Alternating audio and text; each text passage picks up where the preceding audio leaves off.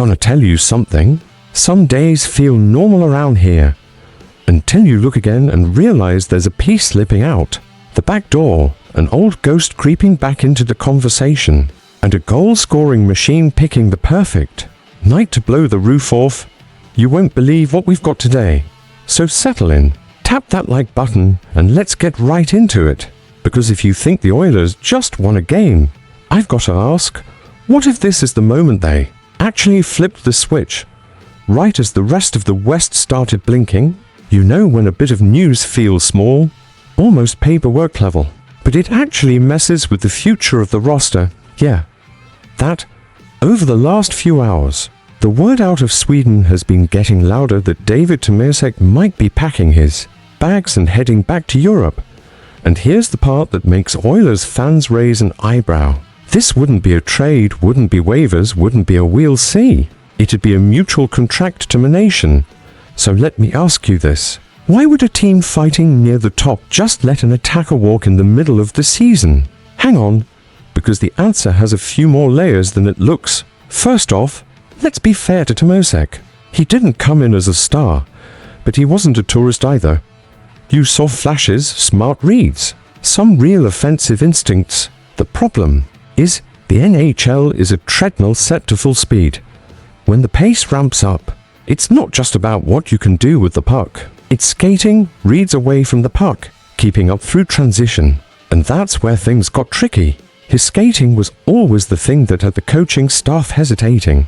You could see the idea in his head, but the body just couldn't hit the same RPM. Now here's the strategic angle a lot of people gloss over. The cap. If this termination actually happens, the Oilers don't lose an asset in return and they free up cap space. In fan terms, that's breathing room to tweak the roster when an opportunity pops up. Maybe bottom six depth, maybe a steadier defenseman, maybe even something with the playoffs in mind. And it's no coincidence the Tomasek plan started wobbling. The moment Jack Roslovic came in, that was basically management saying, alright, that spot's spoken for now. It stings a bit knowing Tomasek never really got a long runway to prove himself. But at the same time, this isn't a development lab year. The window is wide open.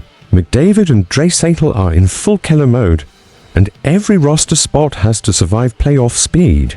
So here's the real pivot point if that cap space opens up. Now, what move do you think Bowman's keeping in his back pocket for January? Who would you bring in to use that breathing room? And while we're still processing the quiet potential exit, there's another storyline burning up the background. Stuart Skinner's name has turned into ammo for anyone who wants to stamp win or loss on the goalie swap. But if you look too fast, you fall straight into the scoreboard trap. In Pittsburgh, his numbers cratered, .862 against Toronto, .850 against Montreal, and a brutal .773 against Edmonton. 12 goals against in 3 games. Sounds like a verdict, right? Not so fast. And that's where this actually gets interesting. Skinner didn't suddenly forget how to be a goalie overnight.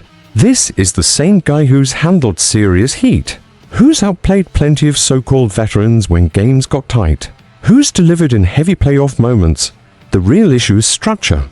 Goalies live and die by what's in front of them. And Edmonton, once again, started the season in that sleepwalking mode that drives this city nuts.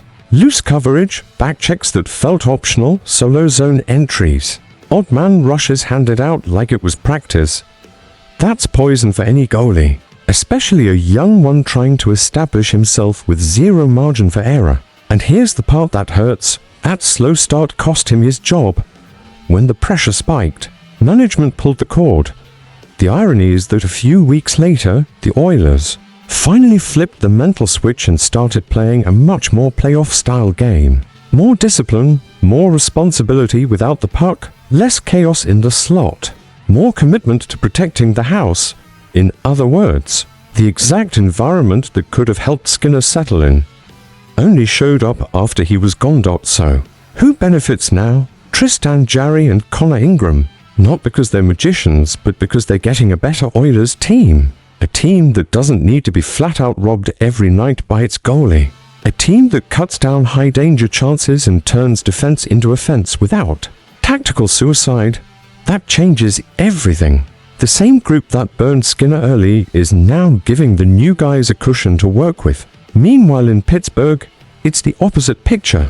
The team's sliding, bleeding chances, and doesn't look like it's going to give a goalie the structure needed to rebuild confidence, heading toward free agency. So, honestly, what do you think? Was Skinner the scapegoat for a lazy start? Or was the trade inevitable no matter what?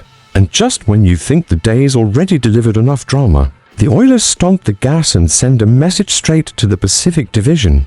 Playtime's over. What happened against the Calgary Flames right before Christmas wasn't just a win, it was a statement. A 5-1 beatdown, Connor Ingram slamming the door with a .9 for 7 save percentage. Connor McDavid putting up a 5-point night, and to top it off, Leon Draisaitl detonating a hat-trick right when the whispers about his goal drought were getting louder. And tell me, is there anything more Oilers than turning pressure into jet fuel? What I loved most wasn't even the individual fireworks, it was how the team played. McDavid's post-game comments said it all, solid everywhere, special teams clicking. 5-on-5 creating while giving up very little, and the goalie there when it mattered. To me, that's the quiet signal of a real contender. It's not just winning when it works out, it's controlling games with purpose. That's what sustains long runs and, more importantly, playoff series dotters for Draisaitl. He'd gone 8 games without a goal, his longest dry spell in years. But here's the thing, even without scoring, he never vanished. Assists, playmaking, drawing coverage, opening space. A lot of people think a drought means disappearing, but elite players still tilt the ice. And when the goals come back, they come back in a flood. A hat trick against your provincial rival isn't just a stat line, it's confidence restored, a locker room believing, and opponents thinking twice before giving him an inch.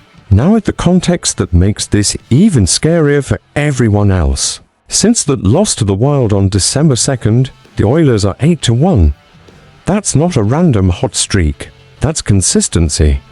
And the really dangerous part comes after Boxing Day. Historically, this team turns into a monster after Christmas. The runs in recent years have been ridiculous. And now there's one extra ingredient that sounds small but changes everything. 13 of the next 19 games are at home. Less travel, more routine.